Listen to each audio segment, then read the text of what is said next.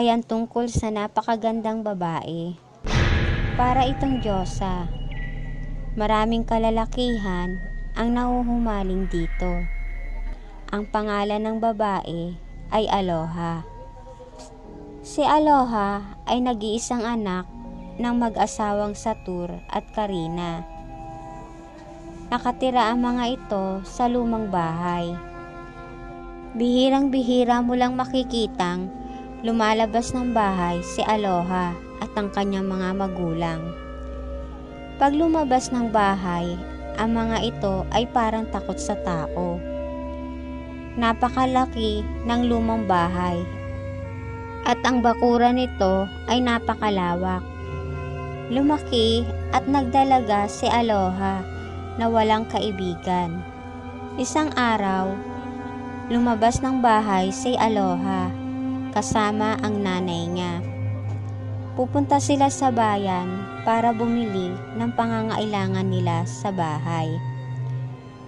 Nang masalubong nila ang milyonaryong binata, nakasakay ito sa kanyang magarang kotse. Tawagin na lang natin ito sa pangalang Greg. Ang binata ay nanggaling pa sa Mindanao. Pinasyalan niya ang kanyang hasyenda. Unang kita pa lang niya kay Aloha ay nabighani na ito at pinagtanong-tanong niya sa lugar na yon kung anong pangalan at kung saan ito nakatira.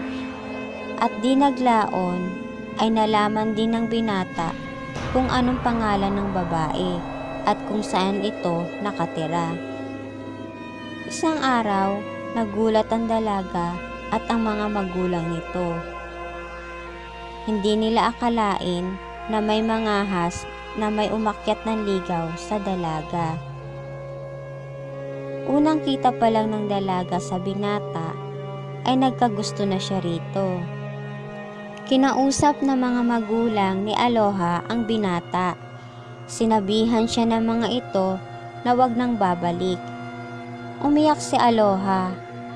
Sinabihan siya ng kanyang mga magulang na hindi siya pwedeng makipagnobyo dahil lahi sila ng mga aswang. 20 anyos na si Aloha ngayon. Nung nagkaedad siya ng 18, ay nalaman niya na isa pala siyang aswang. Maghahating gabi nun nang nakaramdam si Aloha na parang nagsisikip ang dibdib niya at parang uhaw na uhaw siya. Uminom siya ng tubig, pero nararamdaman pa rin niyang lalo siyang nauuhaw. At init na init siya.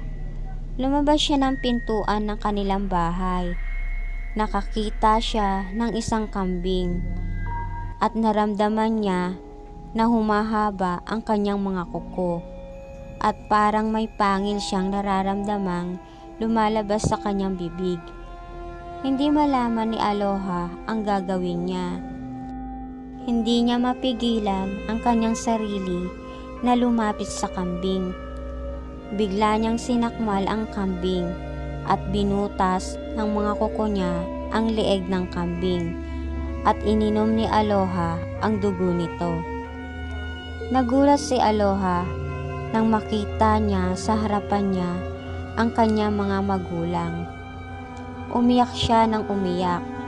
Hindi siya makapaniwala sa ginawa niya.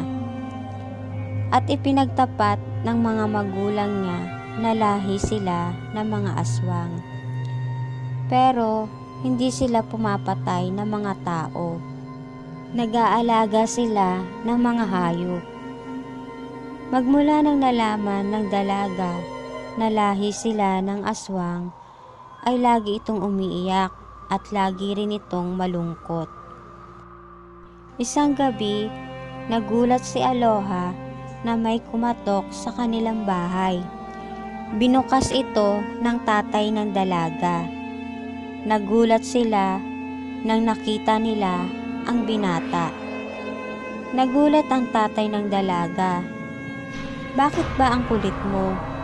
Sinabihan na kita na huwag ka nang pupunta dito. Sumagot ang binata. na unang kita pa lang daw niya sa dalaga ay nabighani na raw siya rito. Pinapasok ng nanay ni Aloha ang binata. Pinaupo nila ang binata at nag-usap sila ni Aloha. Kitang-kita na mag-asawa na masayang-masaya ang kanilang anak habang kausap ang binata. Noon lang nila nakitang masaya ang kanilang anak, pero may takot din silang nararamdaman para sa anak nila. Nang nagpaalam na ang binata na uuwi na siya, sinabi niya sa dalaga na babalik siya. Halos gabi-gabi ay umaakyat ng ligaw ang binata. Hanggang sa sinagot na ni Aloha si Greg. Tuwang-tuwa ang binata. Ipinagtapat ng dalaga sa kanyang mga magulang na nobyo na niya ang binata. Umiyak ang nanay ng dalaga. Sa ginawa raw ng dalaga ay baka mapahamak pa sila. Simula nang naging nobyo ng dalaga ang binata, ay laging inaaya ng binata na mag-date raw sila. Pero ayaw pumayag ng dalaga. Hindi pa raw siya handang lumabas na kasama ang binata. Pero ang totoo, takot siyang malaman ng lalaki na isa pala siyang aswang. Simula nang naging nobyo ng babae si Greg, ay lalong hindi siya matahimik. Lagi siya nag-aalala na baka isang araw ay malaman ng binata na isa siyang aswang. Isang gabi, kinausap ni Aloha ang kanyang mga magulang. Sinabi niya sa mga ito na makikipaghiwalay na siya sa lalaki. Ayaw niya kasing mapahamak ang kanyang mga magulang. Nang dumalo uli ang binata kay Aloha, ay sinabi ng dalaga na maghiwalay na raw sila. Hindi matanggap ng binata na nakikipaghiwalay sa kanya si Aloha. Umalis si Greg na malungkot na malungkot. Si Aloha naman ay iyak ng iyak. Isang araw, umalis ang mag-asawa. Maghahanap sila ng bagong bahay na lilipatan nila. Gusto na nilang lumayo para makalimutan ng dalaga si Greg. Gabi na ay hindi pa rin dumarating ang mag-asawa. Kinabahan si Aloha dahil kabilugan na naman ng buwan. Tuwing bilog ang buwan ay nagiging aswang si Aloha at ang kanyang mga magulang. Ang hindi alam ni Aloha ay papunta si Greg sa kanilang bahay. Muling lumabas ang mga pangil ng dalaga at humaba ang kanyang mga kuko sa kamay. At uhaw na uhaw ito sa dugo. Nakita ni Greg na lumabas ang babae. Nagtaka ang binata kasi tumatakbo si Aloha. Papunta ito sa likuran ng kanilang bahay. Sinundan ito ng binata. Gulat na gulat siya nang dinakma ni Aloha ang isang kambing. At kitang-kita niya na kinain ni Aloha ang lamang loob ng hayop. Natulala siya sa nakita niya. Hindi siya makapaniwala na isa palang aswang ang mahal niya. Nagulat ang lalaki nang may kumalabit sa likod niya, ang mga magulang ni Aloha. Lalo siyang nasindak sa nakita niya. Ang mag-asawa ay may mga pangil at ang mga mukha nila ay puno ng dugo. Napasigaw si Greg at tatakbo sana ito nang dinakma siya ng tatay ni Aloha. Nakita ito ng dalaga. Itinulak nito ang tatay niya. Galit na galit ang tatay ni Aloha. Sinakal nito ang anak niya at parang hindi niya na ito nakikilala. Patakbo na sana uli si Greg nang harangin naman ito ng nanay ng dalaga. Sigaw ng sigaw si Greg.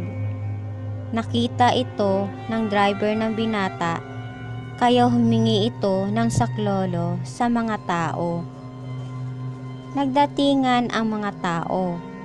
May kanya-kanya silang dalang sandata para panlaban sa 3 aswang. Takot na takot ang mga aswang. Hindi nila malaman kung saan sila pupunta dahil pinaliligiran na sila ng mga tao. Awang-awa si Greg kay Aloha. Umiiyak ito habang nakikita niyang pinagtutulungan ng taong bayan si Aloha at ang mga magulang nito. Wala naman siyang magawa. Nang wala nang malay ang mga aswang at saka lang tumigil ang mga tao. Kitang-kita ni Greg na unti-unting bumabalik sa dating anyo si Aloha at ang mga magulang nito. Nagulat ang lahat. Hindi nila akalain na aswang ang mga ito dahil parang diyosa ang babae at ang mga magulang nito ay parehong mabait. Parang mababaliw na ang binata sa kakaiyak. Nang lumapit siya sa dalaga, ay kitang-kita niya na puno ng dugo ang katawan ng babae at ang mga magulang nito ay patay na. Nakita niya na lumuluha si Aloha. Nakatingin ito sa kanya. Hinawakan ni Greg ang kamay nito at humingi siya ng tawad sa dalaga. Umiyak si Aloha at maya-maya lang ay nawalan na ito ng buhay. Sinisi ni Greg ang kanyang sarili. Kung hindi niya sana niligawan ang dalaga ay buhay pa ito at ang mga magulang nito. Naisip ng binata na kaya pala nakikipag-iwalay si Aloha sa kanya dahil isa pala itong aswang. Kinabukasan, pinalibing ni Greg si Aloha at ang mga magulang nito. At ilang araw lang ay umuwi na ang binata sa Mindanao. At dito na po nagtatapos ang aking kwento. Salamat po.